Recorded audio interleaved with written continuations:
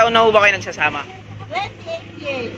Ibig sabihin sa 28 years nyo po na pagsasama, na halagang 39 pesos lang po na engagement ring ang natanggap nyo. 10 pesos lang talaga yung engagement ring namin. Talagang yun yung dinala namin sa simbahan. Yo mga kasakay! Mga kasakay, for today's video, mag-iikot kami rin sa timbaho ng aming follower.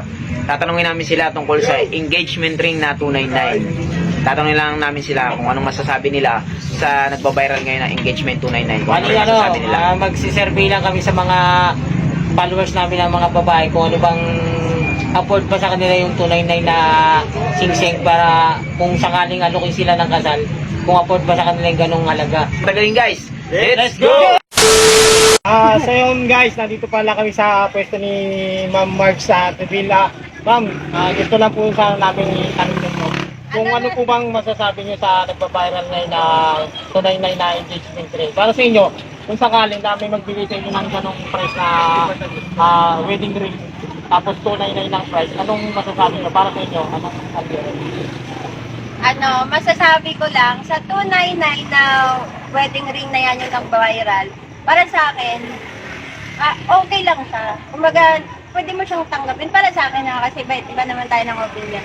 Okay lang siya in terms na, kasi wala naman sa value or wala naman sa halaga yung pagmamahalan eh. Kahit nga bigyan ka lang ng 50 pesos na ring, okay na sa akin yan. Basta totoo naman yung tunay naman yung pagmamahal ng lalaki para sa'yo. Pero ito naman, dalawa kasi yung dalawa yung para... Di ba? Oo. Kasi gusto ko lang din ipaliwanag kasi lahat kasi may nababash kasi about dito, di ba? So, eto naman, siguro yung iba kasi ayaw nila sa 299 ring kasi eto na nga, ikaw lalaki, 8 years kayo, di ba? Tapos hindi mo napaghandaan, 299 lang yung binigay mo na ring. So, ibig sabihin nun, hindi mo nga siya napaghandaan ngayon. What if ba yung kung nagiging kayo na yung sa future nyo? So, yun lang yung para sa akin. Kaya yung iba, ayaw nila ng 299 ring. Kasi parang mas gusto nilang pinaghandaan talaga yung future nila. Paano yun ma'am, kung sakaling kung material na bagay lang naman ang hinahanap yan, tapos gano'n ang binili. Baka malay mo yung lalaki na yun parang lang yun, surprise niya lang, pero meron talaga nakahanda. Tapos ngayon, binigyan niya kagad ng kahulugan. Anong masabi mo ron? Ayun, so masasabi ko doon, sorry na lang sa girl. Kasi pinakita niya agad kung anong ugali meron siya, diba? Kasi syempre hindi din naman natin alam talaga kung anong reason behind doon sa lalaki kung bakit niya binigyan ng 299 ring. Kasi, diba, 299, isipin mo 299 ring. Yung minsan nga pag nag-exchange gift na tayo, 500 pesos na diba? Pero yung engagement ring yun, wala na. Pero sa akin ma'am, anong sagot nyo? Kung deserve nyo ba o hindi nyo deserve yung gano'n na magkaroon? Ay, hindi ko deserve. Charot! Ayan. Ayan guys, narinig nyo kay Ma'am Margie na hindi niya daw deserve. Oo, pag dun, kasi ito talaga ha. Real talk, Real talk to. Pag ikaw babae, pakiramdam mo talaga hindi mo deserve yung 299 ring na yon. Dahil syempre, pag mahal ka, paghahandaan ka, hindi naman gusto mo ng milyon or libo, di ba? Pero dapat man lang kahit mga 2,000 or ano. Basta wag yung 299, tapos may kita mo pa sa Shopee. Masakit kasi sa amin yung mga babae. Para sa akin lang. Diba? Para sa inyo na gano'n. So yun guys, bali narinig na po natin yung paliwanag ni Ma'am Mark sa... Ang dami kong paliwanag Kaya nga. Bali, sa lahat po ng mga gusto mag-follow ng Facebook page ni Ma'am Mark, pakianin nyo na lang po yung March 387. Okay. Saka yung ano po pala, yung isa pa niya pa na...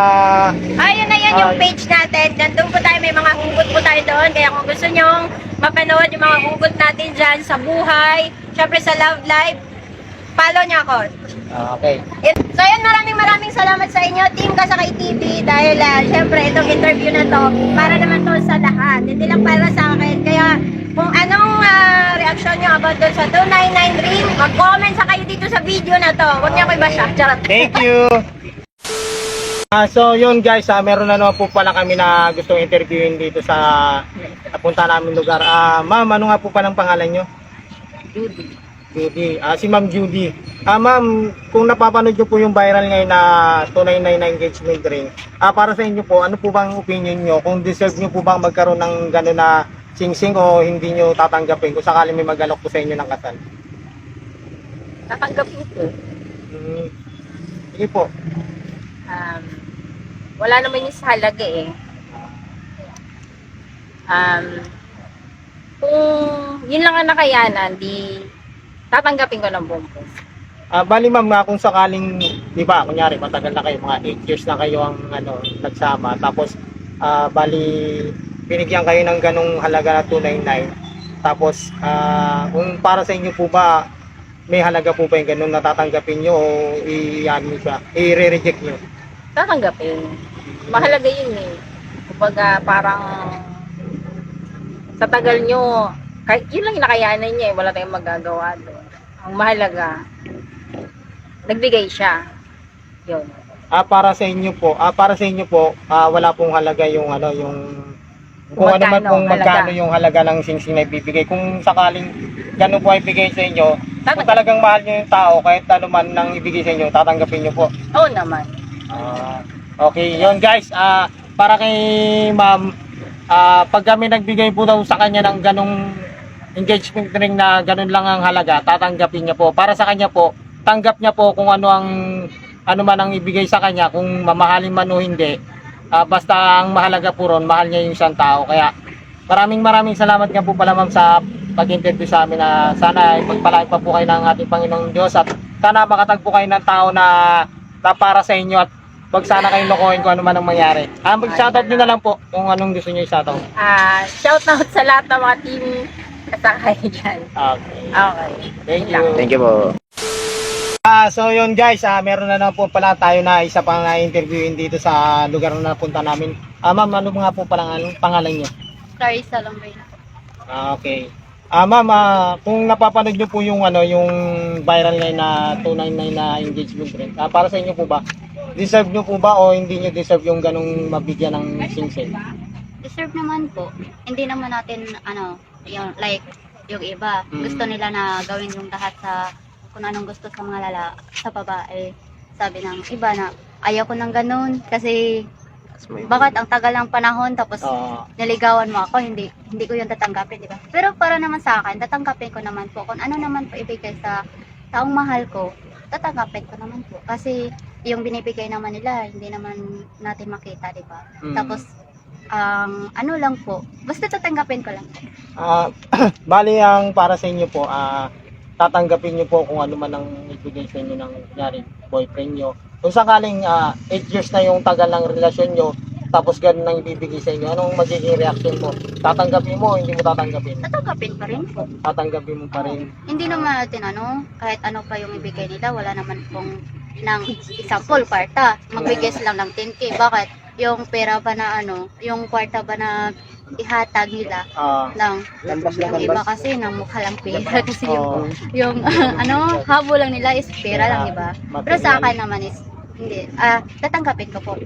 Kahit ano pa yun, 299. Bali kay madam, deserve niya po na makatanggap ng ganun na halaga na 299. Wala po sa kanya yung halaga o value ng isang bagay. Kung mura man po o mamahalin yan, basta mahal niya po yung isang tao. Wala pong bagay yun na mas ikakahalaga niya, na basta ang isang tao mahal na mahal mo, di ba? Kung may gusto po kayong i-shoutout sa lugar nyo, kahit sa anong lugar nyo, shoutout nyo na lang po sinong gusto i-shoutout. Yung boyfriend nyo.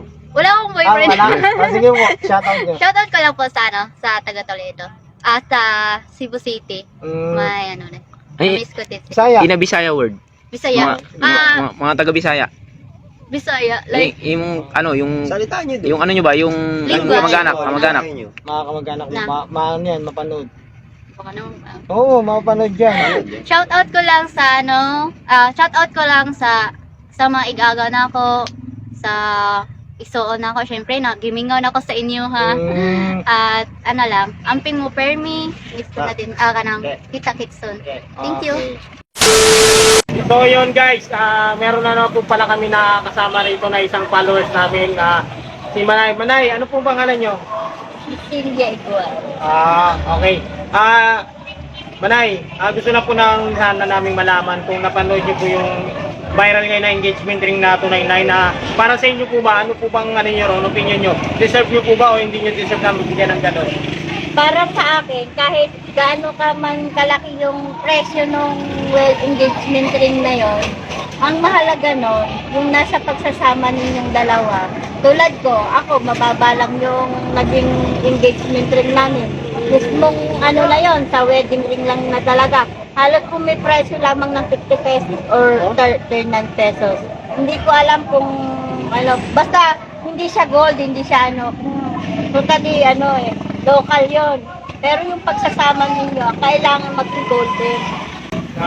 Bali, para sa inyo po, ang opinion po nyo ron, deserve nyo po yung mabigyan ng ganong halaga na kahit 299 na engagement ring lang po. Ang mahalaga po ron, nagsasama kayo ng masaya tapos mahal nyo yung isa't isa. Oh yes, ganun talaga. Kahit yung wedding ring nyo medyo mahal, kung maghihiwalay din kayo, hindi kayo magiging forever. Mahirap din yan. Mas gugustuhin mo yung 39 pesos lang na wedding ring ninyo or 299 na wedding ring. Kung magsasama naman kayo ng tapat at maluwag sa kalooban ninyo, magsasama kayo ng matagal. Diba?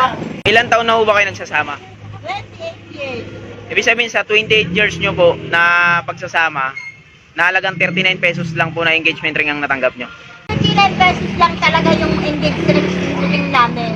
Talagang yun yung dinala namin sa simbahan. Pero bagamat ganun, hindi ko inahalagahan ko yung singsing na yun. Na kasi talagang kung yun ang pagsasama ninyo makontento ka kung ano. Yun na lang. Sige po. Salamat po.